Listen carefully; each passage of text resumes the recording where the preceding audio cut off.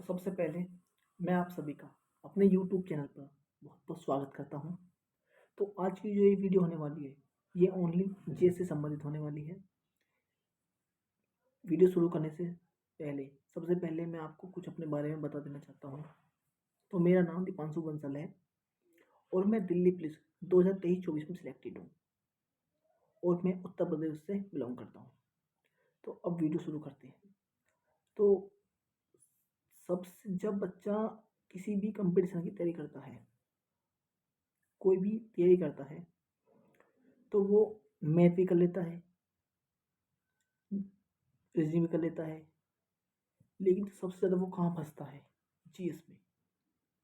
क्योंकि जीएस एक ऐसा सब्जेक्ट है जिसका यही नहीं पता कि क्या पढ़ें, कितना पढ़ें।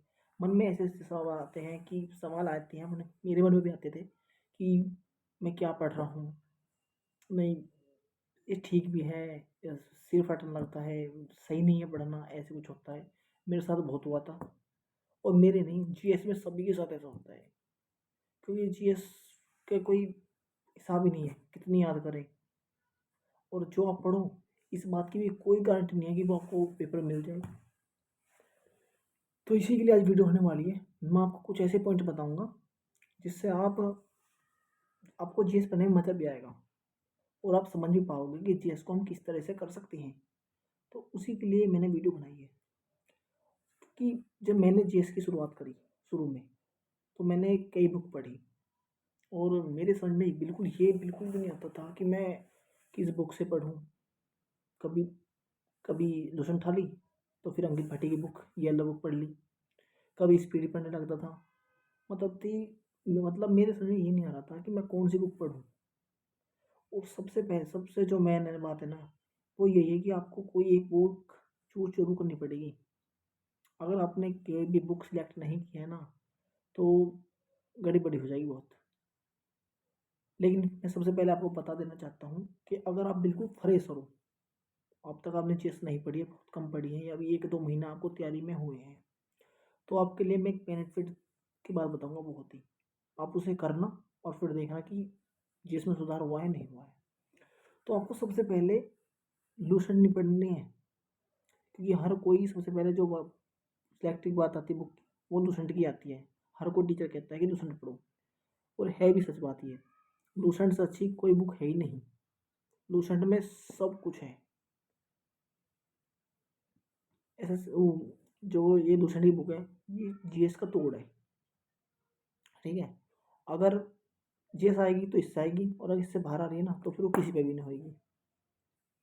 तो मैं आपको बता दूँ कि आपको सबसे पहले क्या करना है। आपको सबसे पहले लूसेंट नहीं पढ़नी है, वरना लूसेंट की जो लैंग्वेज है वो आपको समझ में आने की नहीं है, और आप जीएस आप छोड़ दोगे बीच में, कंप्लीट ही नहीं कर पाओगे।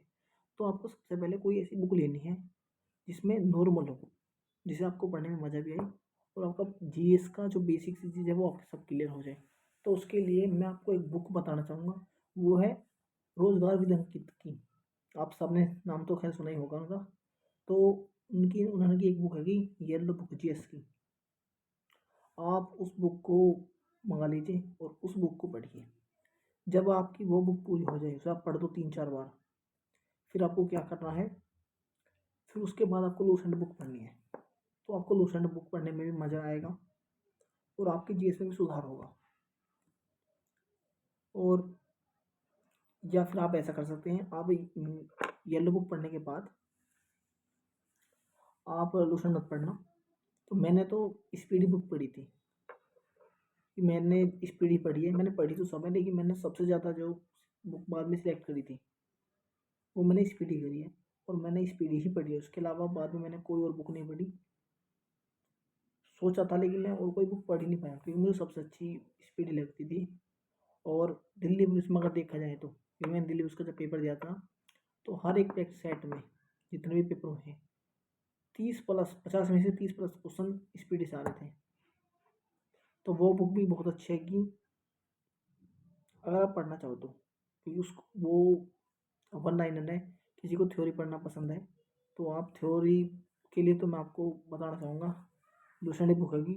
लेकिन आप शुरू में अगर आप पढ़ने बैठे हो, अब मतलब आपने अभी तैयारी शुरू करी है तो आप अगर एकदम लूसेंट को उठाओगे तो आप पे पढ़ी नहीं जाएगी, क्योंकि उसकी जो लैंग्वेज है वो थोड़ी हार्ड है, तो आपके समझ में बिल्कुल नहीं आने की है वो।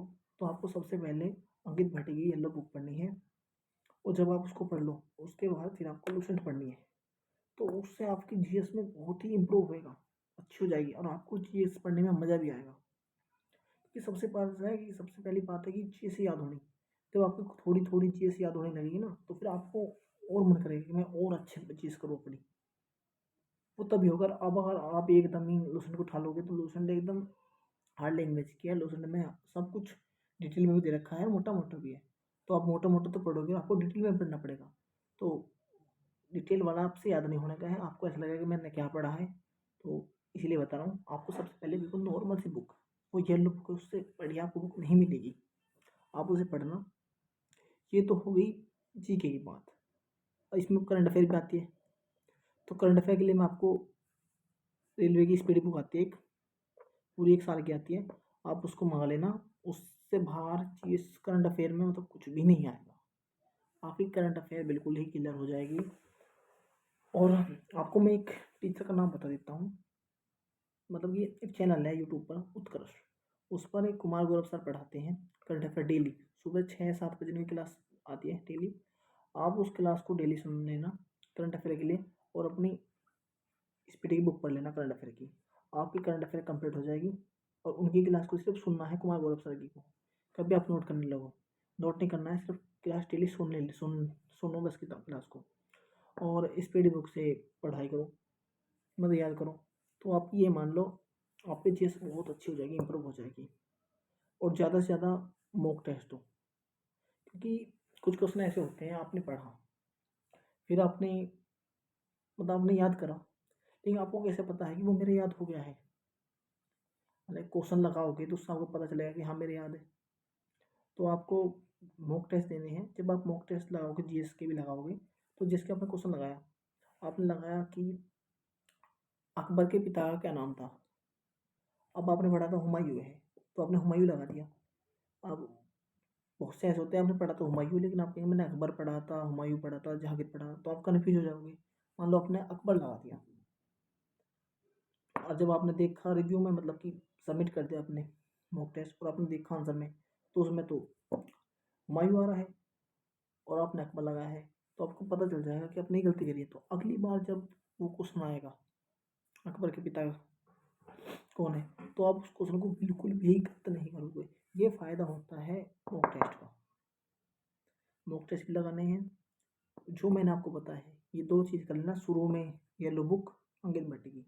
अगर आप देखो फ्रेशर हो आपने, और अगर आपने कुछ तो बहुत थोड़ा बहुत पढ़ लिया है जी की, आपको समझ में आ रही है, तो आप दूसरे बुक को सही करिए, उससे अच्छा आपको कुछ नहीं मिलेगा। बस बेस्ट ऑफ लक आप सभी को, और अपनी तैयारी बढ़िया तरीके से करते रहिए। और अगर आपको ये वीडियो अच्छी लगे या लगी हो, तो प्लीज़ चैनल को सब्सक्राइब करें, और इस वीडियो को ज़्यादा से ज़्यादा शेयर करें, और लाइक करें, और कमेंट्स करें। Thank you so much.